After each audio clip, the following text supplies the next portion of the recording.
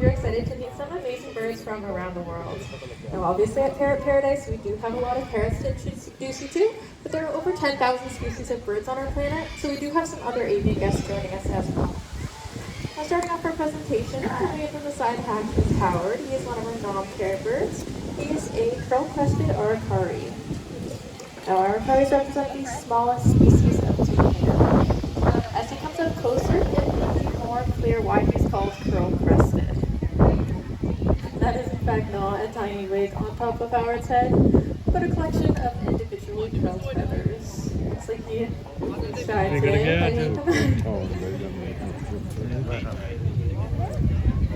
Howard has a very long bill, and Howard, like all other toucans, is a frugivore, which means his diet consists mainly of fruit.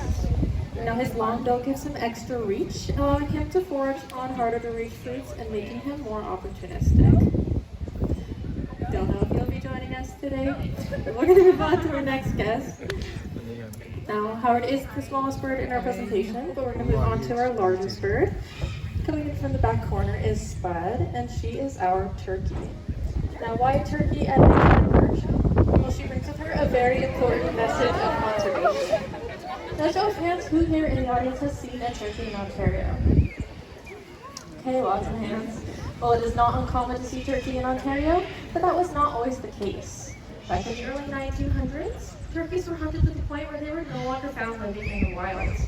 However, sometime in the 1980s, a conservation project was initiated, which released over 4,000 turkeys across different sites in Ontario.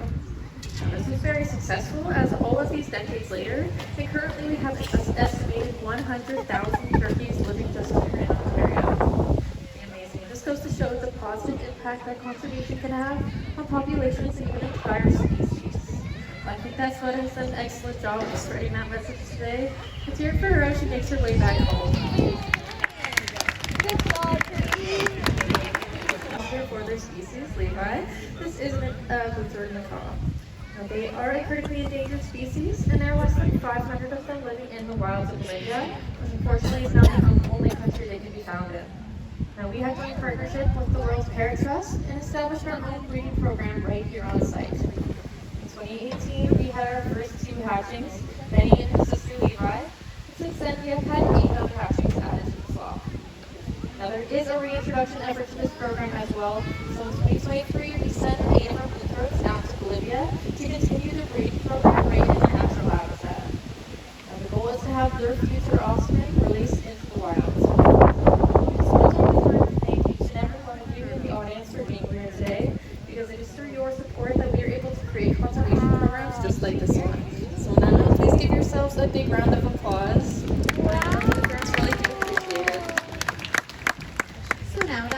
All this serious talk out of the way, let's have some fun with these birds.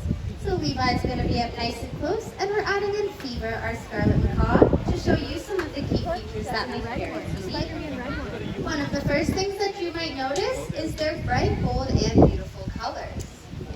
Now, macaws are actually native to Central and South America, and so although their colors might seem bright and bold to us, they actually help them blend in very well with the red and yellow fruits, the green leaves, and the bluish shadows of the rainforest they call home.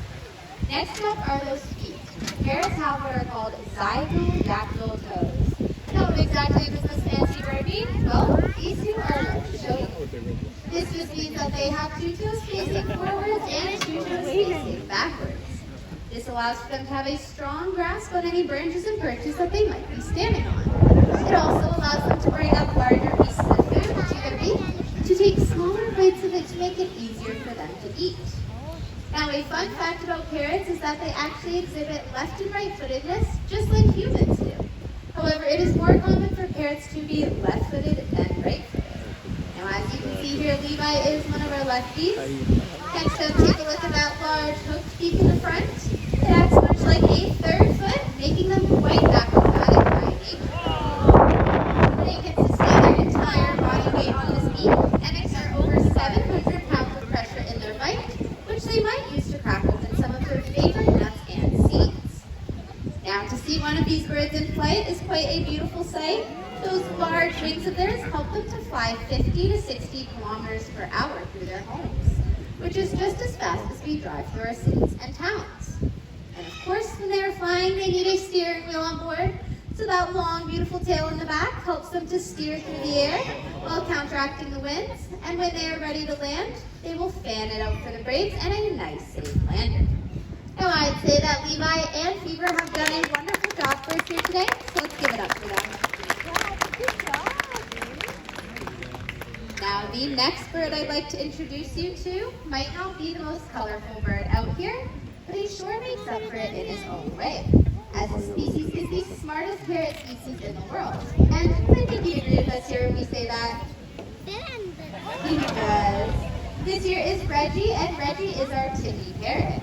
He may be one of the smaller birds out here, but don't underestimate him, as his intelligence can be compared to a 5-year-old child.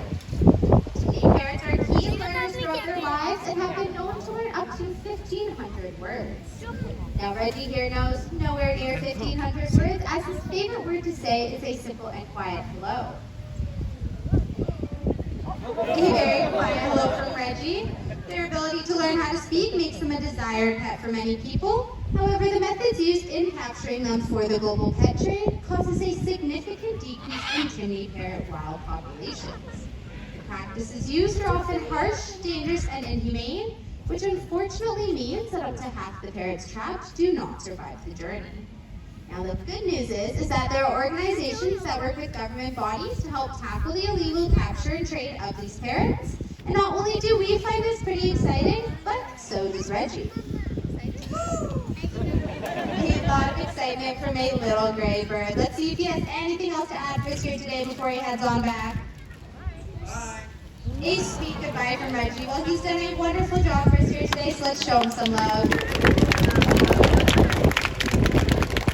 Now found all the way on the other side of the world in Australia and Indonesia, as well as the surrounding islands, are members of the parrot family known as cockatoos. Which is exactly who this next individual is. This here is the lovely Petey, and Petey is an umbrella cockatoo, which is one of the 21 different species of cockatoos we have here on our planet. Now, being a part of the parrot family means she too has the ability to speak our language, so let's hear that hello, Petey. A very sweet and sugary voice, but don't let Petey fool you, as a cockatoo's call is one of the loudest in the animal kingdom and can reach up to 135 decibels. Now, to put that into perspective, that is 15 decibels louder than your average rock concert. Now, if you are wondering what exactly makes a cockatoo so unique apart from the macaw, it is that large set of crest feathers on the top of their heads that they can lower and raise at will. Now, they'll usually use these crests to make themselves look larger and more intimidating. However, Petey usually likes to show us her crest when she's most excited. So, who wants to see Petey's crest today? Alright, well, I'm going to leave that all up to you guys. Usually a big round of applause will do it for her. There's the crest. And she can give us a little dance today. That was Petey, our umbrella cockatoo. Now, taking a break from parrots, please welcome in this next duo of birds.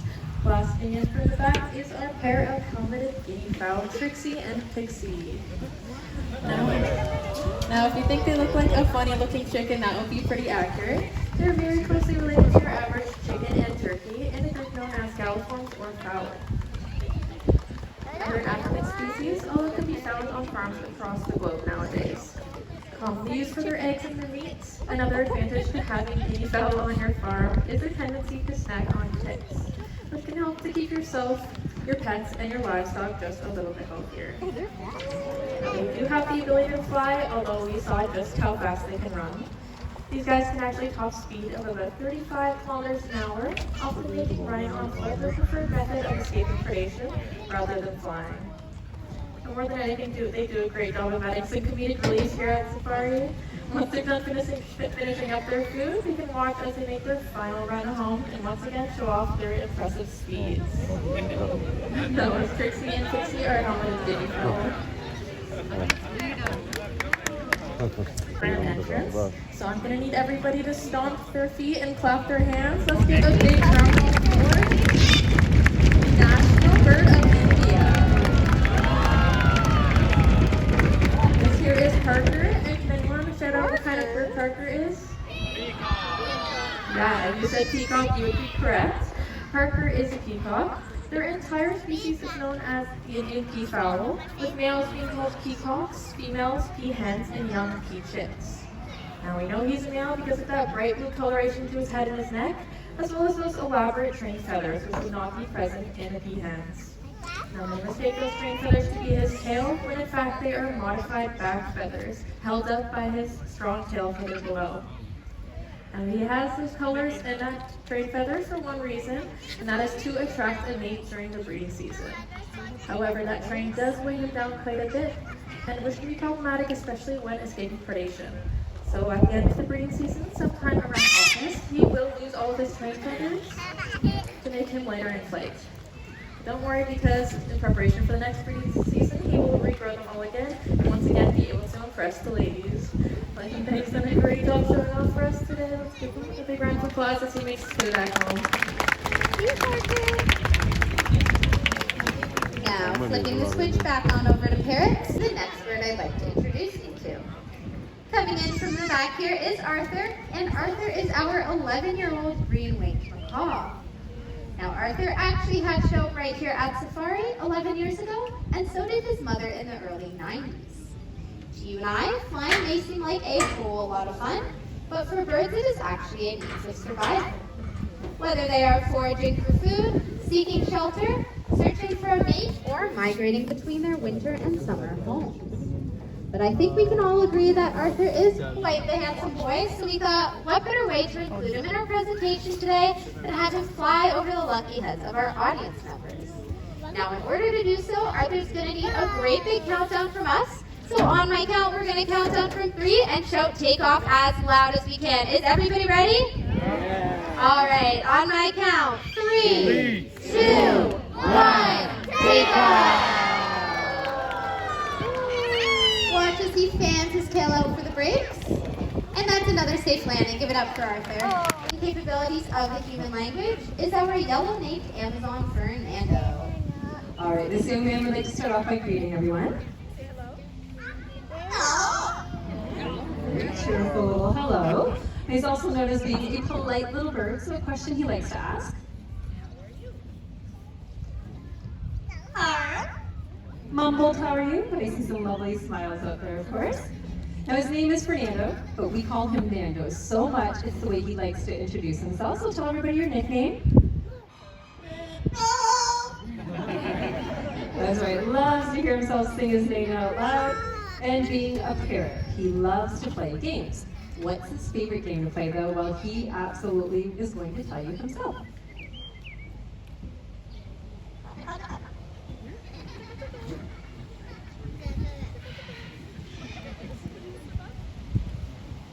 I'm not sure what he has his eye on the ground here. We'll reset you over here. There we go.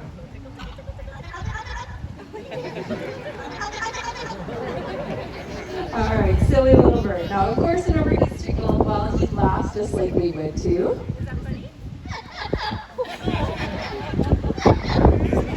Keeps him chuckling, and we like to call him our master of sound effects. So he's picked up a few. First off, the sound we make, we drink a cold glass of water.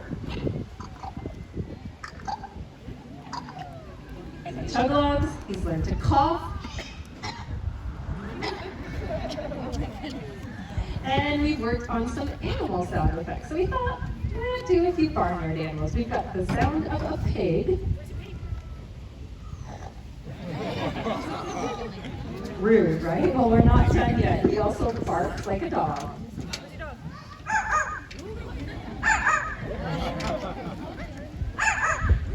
There's those yappy little dog barks. Obviously talented, but his talents actually extend musically. Loves whistling, singing, and dancing. Now his dance moves are not too bad, so let's see those dance moves today, sir.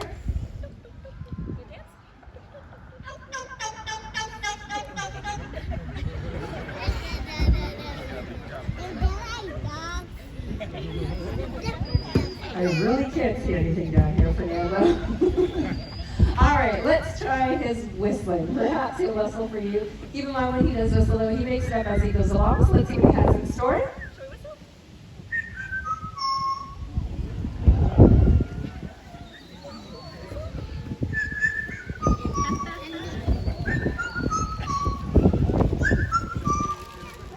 plain and simple tune today, not too bad, Fernando.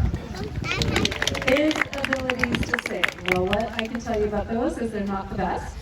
He's been hearing us sing over time, and well, he's picked up quite a few of our bad habits. So I'm going to ask everybody, use your imagination. I hope you can appreciate the song. We don't sing that bad, of course, but I did forget to tune him in before the presentation, so we'll do that right now.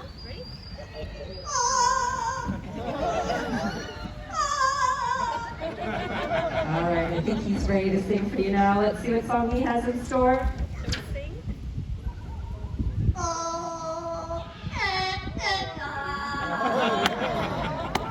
A very sad Canada. Now, we do not have parrots here in Canada, naturally, but all the ones we're meeting here today have hatched in Canada. He is quite proud of that fact. So we're going to try that one more time. Shall we sing?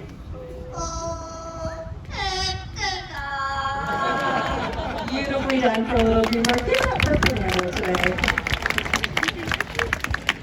Well, here at African Lions Park, we like to say that the first steps in conservation is education. So our goal is that you have some fun meeting birds, you learn a thing or two, but if you have any questions, of course we want to address that. So now we're going to invite you, come on down to the front, have a better look at the birds, ask all the questions you have, but don't forget, down the pathway around the corner, about 10 minutes will be our first bird kite flying demonstration of the day. Thank you so much for joining us on Safari, and enjoy the rest of your day. Bye!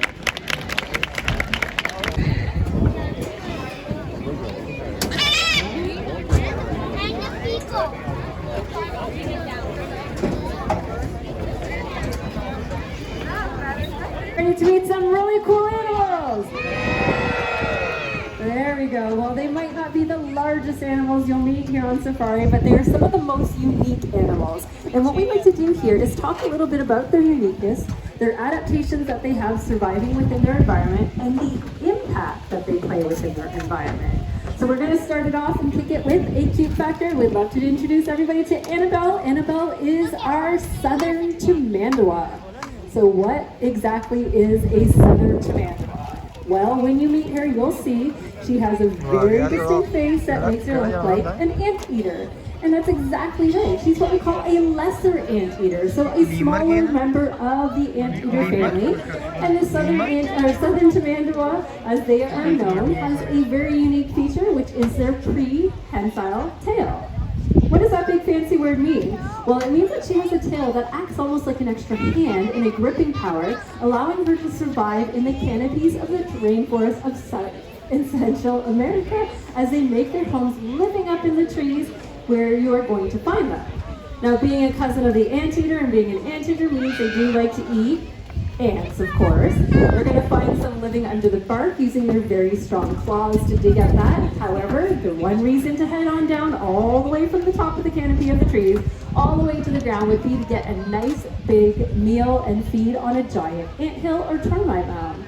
Now, there's a few things that she has going for her when it comes to that. Her fur is quite coarse, because once she gets digging into that termite mound or anthill, they're going to try and fight back, right? Protect themselves and protect their family. So they start to bite. That coarse fur will protect her, and she's smart enough to know that maybe just eating a few ants at each hill will mean that there will be future ants in that hill to feed off of, and she won't decimate the whole colony. Plus, she might only make them a little bit upset.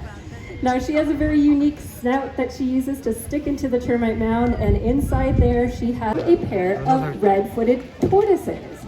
So here's the big equation. All tortoises are turtles, but not all turtles are tortoises. What am I talking about?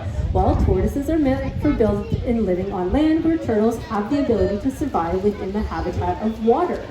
So the red-footed tortoise is a South American species and a unique one when it comes that they do love to live in small family groups, which tends to make them a more vocal tortoise. So they use a bunch of chirping and clicking sounds in order to communicate with one another as they wander around slowly throughout their habitat, as you're going to see here, and then they can stay in communication with their family members.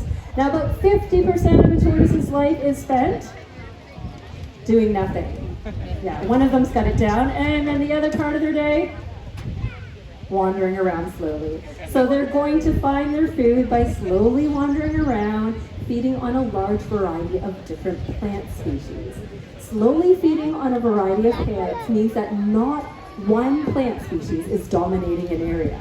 So with a variety of different plants growing throughout their habitat, a variety of other animals can survive within it too. Now their shell is used to protect themselves from the harsh weather conditions, and they also will use it to protect them. Armadillo is in fact the only type that closes up completely. So as she makes her way across, have a look, you can see the larger triangle on the top of her head, fitting perfectly into her tail spot.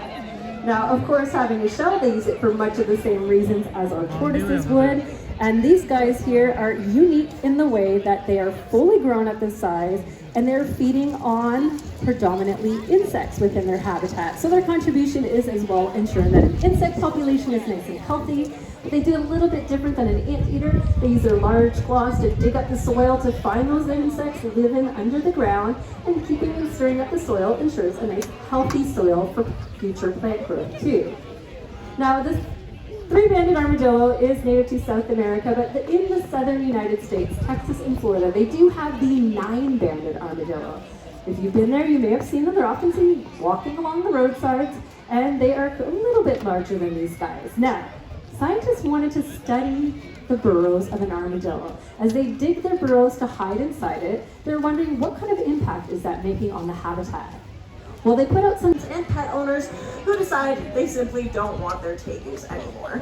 Now this is wreaking a whole lot of havoc on the Floridian ecosystem. For one, let's take a closer look at the size of Joanna here. Being a female, she's about 4 feet long. Now males are even larger at about 5.5 feet. Now that means, of course, they have voracious appetites. Now tegus are often considered the garbage lizard species because they truly do eat basically anything. Now they do have a couple favorites, such as alligator eggs, which are very easy to find along sandy Florida shorelines.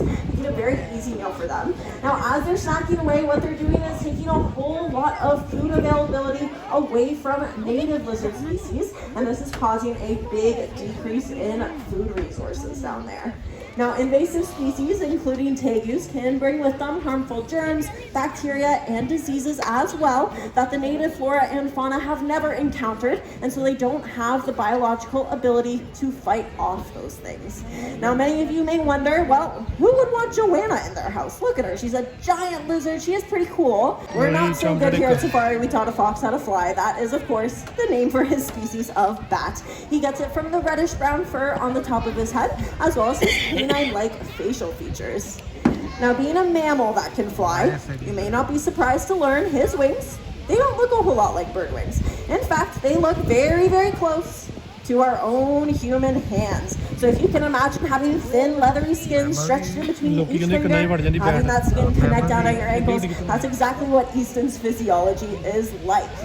Now, many of you may not have the best idea of bats in your mind, pretty poor reputation, because a lot of people consider them to be bloodsuckers or sanivores. Now, I will say, there are 3 species of bats that do feed on blood, but there are about 997 others that do not feed on blood. It's a pretty big misconception. Now, they may be an insectivorous bat, like the little brown bat, a fan favorite here at Wild Wonders, but we're hoping that through learning more about their importance, you'll come to appreciate him just like we do.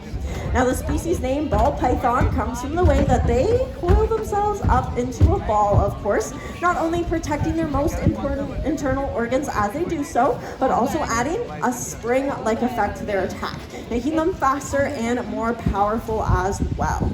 Now, there's no need to fear for Ava's safety as she's handling Sandy, because he is not venomous at all. He is simply a constrictor species, which means that he'll wrap himself tight around his prey, suffocating it before he gulps it back completely whole.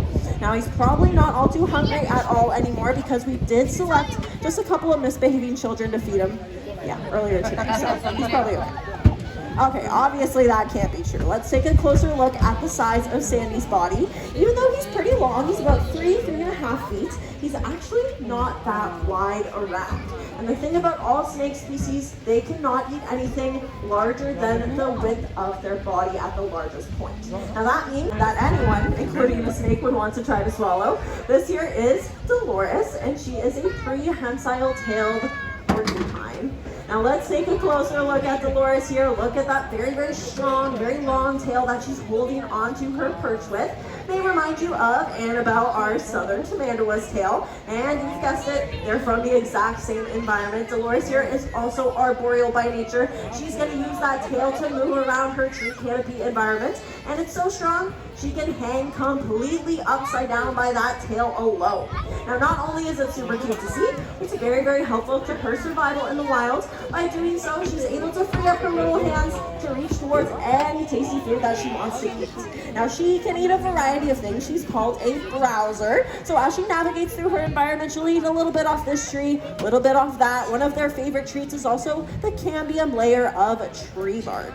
Now, being a porcupine, I'm not going to not mention those quills all over her body here. Now, I would like to, of course, conservation. Now, we want to invite you all down to the front so you can take a closer look at some of our animals. Our teachers are going to bring them up nice and close. You can take some pictures or ask any questions. And if you're sticking around on safari, next presentation is at 2:30 in the Parrot Paradise area. Enjoy the rest of your day on safari. Goodbye now.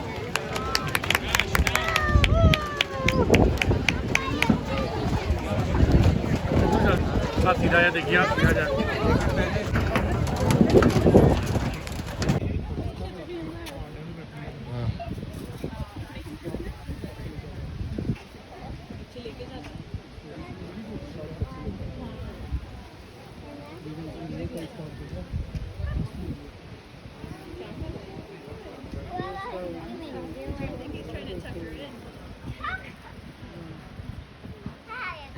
Hi,